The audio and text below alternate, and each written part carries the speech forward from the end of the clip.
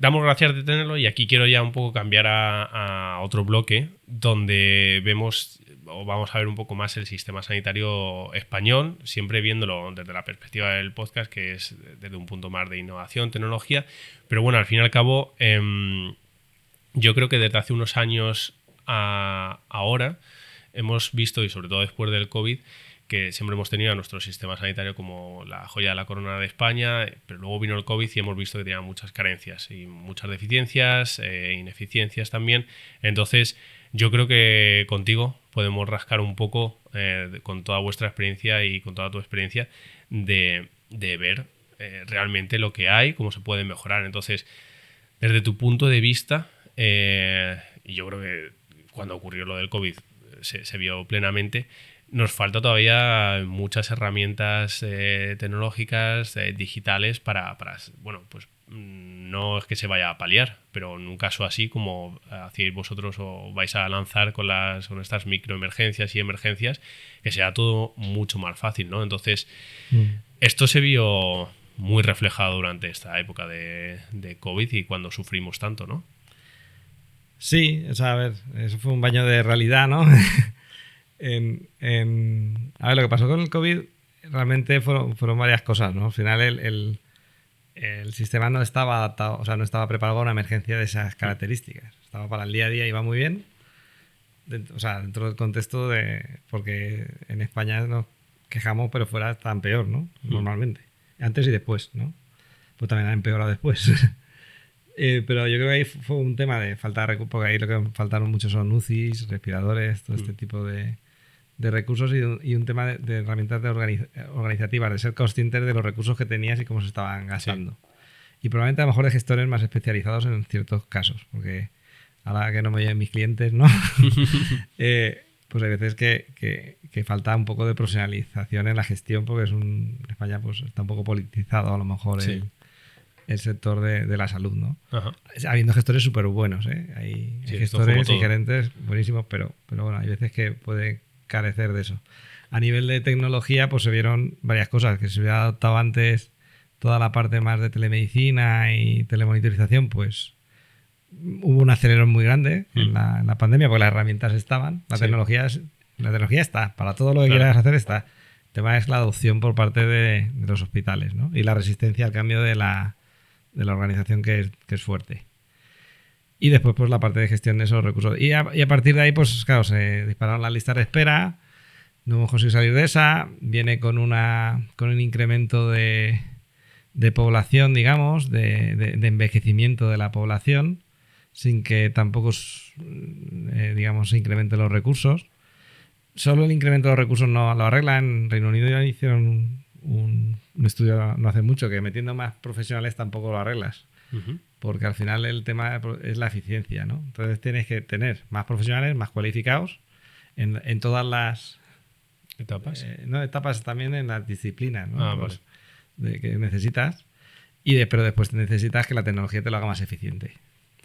Y no es un tema de que metas un rodillo en primaria, sino que uses las herramientas que te hacen falta para monitorizar en la casa, para ver una desestabilización antes de que ocurra. Hay muchas herramientas que tecnológicamente te pueden ayudar, pero tiene que haber primero un cambio de los procesos, tanto en las propias organizaciones como de cara a la atención del paciente. Y eso pues cuesta. Claro. Cuesta porque hay una inercia muy grande en cómo funciona la sanidad y cambiar los procesos sanitarios, digamos, de forma más de out of the box no es tan fácil. Claro. Estos cambios están más bloqueados por la administración, son los propios profesionales los que a veces están menos receptivos a hacer estos cambios. ¿Cómo lo veis vosotros? Es un todo. Es un elefante muy difícil de mover y aunque te parezca una persona, a lo mejor a veces parece alguien que quiere mover las cosas mucho más rápido a nivel político, por ejemplo, pero después la inercia abajo de los profesionales del sistema, de que tocas esta pieza y tienes que cambiar 17, hace que sea más lento. Claro. Pero de todas maneras, también te digo que se está avanzando mucho. Desde la pandemia aquí hubo un cambio de chip. Hubo un cambio de chip. No siempre donde toca, a lo mejor, pero porque cada uno tiene su opinión. Ni cuánto se quiere, entiendo. Ni cuánto se quiere, ni dónde hay que tocar. Y muchas veces pues estos fondos Next Generation también como han llegado, que a lo mejor no se han gastado lo mejor posible, porque hay que gastarlo. Claro. Entonces, pues ese tipo de... Hay muchos factores que afectan al cambio, pero el cambio está ocurriendo. Vale. O sea que sí que tú ves un cambio en bastante ágil, donde... o bueno, sí, llamarlo ágil, pero al menos Ágil un cambio tampoco, claro. en que se utilicen más herramientas digitales, más ayudas, todo Sí. esto sí que se está viendo, ¿no? Sí, sí. Y las organizaciones sanitarias se le está dando mucho peso a la parte de tecnología. Pero Vale. mucho. Sí. Entiendo que ahora también con la era de todo el tratamiento de datos, de aquí también pueden surgir muchas soluciones para hacer más eficiente todos los procesos, todos estos workflows, que al final una de las grandes problemáticas es que pasa a través de mucha gente y muchos departamentos. Porque, claro, si te pones a pensar desde que, en vuestro caso, desde que una persona entra al hospital hasta que llega a la sala donde tenga que ir, tiene que pasar por muchísima gente que no está conectada. Y esto es lo que a veces hemos sufrido mucho cuando vas a un hospital, preguntas y nadie sabe nada. Y claro, es que y más eso si lo sumas a los turnos rotativos, que claro, ahí se pierde un poco la cadena de comunicación, ¿no? Entonces, todo esto es difícil. Sí. No se puede decir otra cosa, ¿no? Sí, no, es así. Muy bien. No hemos abierto todavía un poco el melón de sanidad pública y privada. No sé, obviamente es totalmente entendible que con la sanidad pública al final tiene que haber licitaciones, tú te presentas, etcétera, etcétera, pero no sé si a la hora de implementar siempre va la privada por delante por ser más ágil en cuanto a decidir por ellos mismos en los tiempos que ellos quieran cómo se implementa una solución. O, sin embargo, la pública, aunque sea por licitación, están más expuestos a no sé, arriesgarse y tirarse al barco a algo nuevo. ¿Qué me puedes decir de esta dualidad que tenemos? Porque, claro, serán dos formas diferentes de trabajar, ¿no? A ver, nosotros trabajamos con ambas, ¿no? Mm. Es verdad que tenemos muchos más clientes en la pública. Probablemente porque nuestra solución también está muy pensada para la forma de trabajar de la pública, ¿no? Porque ¿Cuál es esa? ¿Qué diferencia hay? A ver, en la pública trabajan normalmente con más volumen. Vale. O sea, tú tienes pues, que hacer, o sea, la lista de espera de quirófanos, pues está súper arriba y tienen que hacer más cirugías y tal. Entonces la privada, hay mucha privada. Es que decimos la privada, pero aquello es... Entonces hay privada que podríamos decir que tiene los quirófanos vacíos, como el que dice, y van muy a demanda, tienen X operaciones. A veces que la pública tira de ellos para bajar la lista de espera, ¿no?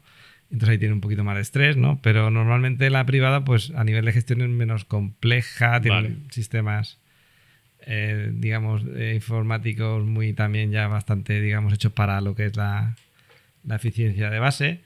Después nosotros, aquí en España hay una cosa, que es que la privada está bastante consolidada en grupos grandes. Entonces nosotros, por ejemplo, trabajamos mucho con hospitales privados más pequeños o más, digamos, independientes, pero con los grupos es mucho más complicado. Porque muchas veces esos grupos tienen ejércitos de informáticos que todos lo quieren hacer ellos. Entonces las startups tenemos que llevar un poco de cuidado cuando nos acercamos a esos grupos, ¿sabes? Pero bueno, dicho esto, trabajamos con ellos también, ¿no? Pero la pública, pues el nivel de estrés que tiene para mí es lo que nosotros queremos solucionar.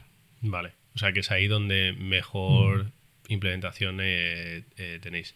Claro, tiene sentido. Hablando justamente de esto, que ya lo hemos dejado caer antes, al final tenéis que formar a muchísima gente, están los turnos también y tenéis como estos superformadores, has dicho, ¿no? Bueno, dentro de los hospitales identifica superusuarios y superformadores, digamos, sí. Vale. Y estos son los que os ayudan un poco a hacer un poco de cabecillas para ir implementándolo. ¿Siempre lo hacéis de esta forma o vais cambiando dependiendo de cuán grande es el proyecto, el hospital? Porque al fin y al cabo no sé si funcionáis siempre igual con el mismo paquete o dependiendo de cuál ha sido la extensión de vuestra solución en el hospital, como decías al principio, en la FE, que fue el más grande. Ahí entiendo que sería muy diferente a luego a lo mejor tratar con un hospital más pequeño o que requiera, no sé. A ver, es muy distinto. O sea, un hospital pequeño a nivel, o sea, haces un megaproyecto que de 50 quirófanos, hacer uno de 5 quirófanos no tiene nada que ver en cuanto a ni siquiera pues el ambiente que hay dentro de los propios hospitales o el estrés, ¿no? Pero a mayor o menor medida es parecido. O sea, tú al final haces el diseño de servicio con ellos, identificas a estas personas que no han participado, haces los vídeos de formación y demás para que ellos también los puedan ver y no, o sea, refrescar, ¿no? El uso, y después estás acompañando la puesta en marcha. La parte más importante es que estás, cuando se pone en marcha el sistema, allí con ellos, ayudándoles para que vayan rodando. Entonces, obviamente ahí, pues si un hospital pequeño no tiene que ver con uno grande pues tiene a lo mejor no sé cuántos bloques quirúrgicos, no sé cuántos turnos. Entonces el tiempo que le tienes que dedicar a esa parte a lo mejor es mayor. Bueno, a lo mejor no, siempre es mayor que en uno pequeñito. Claro. Pero es la escala. Lo que tienes que hacer es lo mismo. Vale. Y la recepción, o sea, me has contado que la parte pública es donde mejor implementación tenéis, pero aún así la recepción suele ser buena, tanto, o sea, igual en pública y en privada, o es, aunque os cuadre mejor llevar los proyectos a la pública, también cuesta más buscarlos porque están más reacios a implementarlo. No sé si me explico bien. No, o sea, no es... No cuesta más. O sea, lo que es el usuario se parece mucho. Vale. Y después digamos, no vemos ese problema. Es más, los hospitales a lo mejor más complicados que hemos tenido han sido privados. Ajá. O sea, que es justamente al contrario. Y esta dualidad público-privada, ya más por la parte también de inversión, ¿crees que es necesaria que se refuerce un poco más para que dé cabida a que haya más oportunidades de implementación? Porque al fin y al cabo hablábamos de que tienen un presupuesto establecido y pues lo van gastando en función a las prioridades que tengan. No sé si con más presupuesto se aceleraría el proceso o simplemente se pondría esa parte de dinero en otras necesidades. ¿Tú cómo lo ves? Ahora mismo no tiene ningún problema de presupuesto. Para la adopción de tecnología les han llegado millones de Next Generation. El problema va a ser cuánto se devuelve y no se usa, ¿no? El problema es tener realmente una organización que sea capaz de gestionarlo. Entonces, a lo mejor donde necesitan más presupuestos en esa parte. No en la de la propia tecnología per se, sino que también, o sea, que de lo que vivimos, que haya presupuesto ahí. Pero al final el problema es que si los equipos que tienen que hacer las licitaciones son los mismos que después implementan los proyectos y no se ven, digamos, dotados de personal para poder ejecutar todo eso. Y además, digo por la parte del cliente, y además los órganos de contratación que tienen que sacar todos esos contratos son los mismos que habían antes, se generan unos cuellos de botella que no permiten la agilidad en esa parte. Ni en la contratación ni en la ejecución. Porque el que tiene que ejecutar está teniendo que hacer la licitación para los interfondos, ¿no? Entonces hay un problema de organización grande que lo pagan ellos. O sea, al final lo están pagando, digamos, la administración pública, que no es capaz de asumir eso y lo sufre porque hay gente muy, digamos, que está muy comprometida ahí y que le duele, ¿no? Y yo creo que ahí hay un problema. Más que el hecho del presupuesto. Probablemente el presupuesto, cuando pase toda la ola de los Next Generation, llegará, porque era lo que pasaba antes. Antes el problema era que no había presupuesto para invertir. Ahora hay presupuesto para invertir, pero no hay capacidad para... O sea, el cuello de botella es... Y después la propia organización... claro, tú vas a hacer una transformación digital. Fíjate, entre poner muchos esferas, ¿no? Que requiere pues que los usuarios se involucren en el diseño y en el trabajo y tal... O comprar un montón de robots de estos que operan, ¿no? Pues comprar los robots que operan, que ya has gastado el dinero y ya lo tienes justificado. Pero esos robots que operan después se quedan ahí porque nadie sabe manejarlos, ¿no? Entonces, que no digo que haya pasado eso, en algún caso ha pasado, pero no es... Lo pongo como ejemplo, ¿no? El tema es que para hacer esa transformación digital hace falta un esfuerzo. Y hace falta un esfuerzo en personal y un esfuerzo en transformación y en querer transformar los procesos. Si tú pones una tecnología como la de Mayosfera en un hospital y no quieres cambiar la forma de trabajar, bueno, vas a tener una cosa más ordenada, pero no has cambiado, pero no has mejorado en cómo hacías las cosas antes, ¿no? Sí. Y todo eso, pues, requiere tiempo y concienciación, y ahí es donde yo creo que habría que poner mucho más foco. Ya. Pues es una pena que tengamos este problema cuando yo creo que de las pocas veces que tenemos dinero y no podemos gastarlo como... Y se está invirtiendo mucho más, pero que se podría hacer mucho más. Claro. Y después depende bueno, en España, digamos, al final cada región es un mundo, ¿no? Sí. Pues hay regiones que lo hacen mejor que otras, ¿no? Ahora que has hablado de eso, aquí cada comunidad autónoma tiene sus competencias. ¿Es una problemática para vosotros o funciona igual? Porque yo de esto no sé nada. No sé, y entiendo que los oyentes tampoco lo mismo saben mucho. No sé si tenéis algún tipo de problemática o tenéis que cambiar algo dependiendo de las competencias que tenga cada comunidad autónoma, sus hospitales, o esto funciona de una forma más centralizada. A ver, tienes parte buena y parte mala, como todo. Si me voy a la gorra del negocio puro, tienes más clientes, ¿no? A que venderles. Sí. Pero digamos también pues tienes que integrarte con mucho más software distintos. Tienes, digamos, muchos más interlocutores, ¿no? Y después no cambia demasiado la forma de trabajar más o menos trabajan bastante parecido. Pero bueno, sí que tienen cada región tiene su peculiaridad, sí. Muy bien. Pero sobre todo la parte de integración con otros software y tal, lo que es más complejo. Yeah. Es cierto que si hubiera una compra única, probablemente le saldría mucho más barato a la administración, pero las empresas, pues, claro, tendríamos menos opciones de... Claro. No te lo he preguntado, ¿cuánto tiempo tardáis más o menos en hacer una implementación de un caso normal? Bueno, ahí desde 3 meses, que más o menos es lo mínimo, te puede estar hasta 6 y 9 meses. Porque depende mucho de los propios tiempos del hospital en estas reuniones, en estos cambios, en estas integraciones. Entonces, más o menos estás ahí.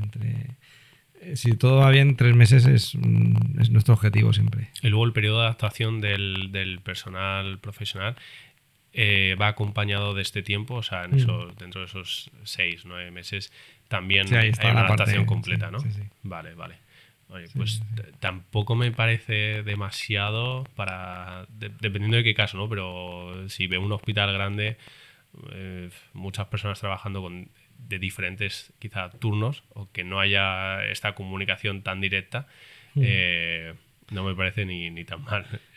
No, una vez se pone en marcha, a ver, tienes tu mes, digamos, de digerir y de varias tal, y después al tiempo hacemos otro como mini diseño de servicio para adaptar, porque siempre, por mucho que quieras, siempre hay algo que no has tenido en cuenta, ¿no? Claro. Entonces, pero es cierto que tampoco es un producto, no hacemos ingeniería nuclear, quiero decir que al final estás poniéndoles una herramienta a lo que ellos hacen ya para facilitarles la vida, con lo cual se cogen bastante rápido. Y un poco hecho a medida para ese caso. Oye, qué bueno.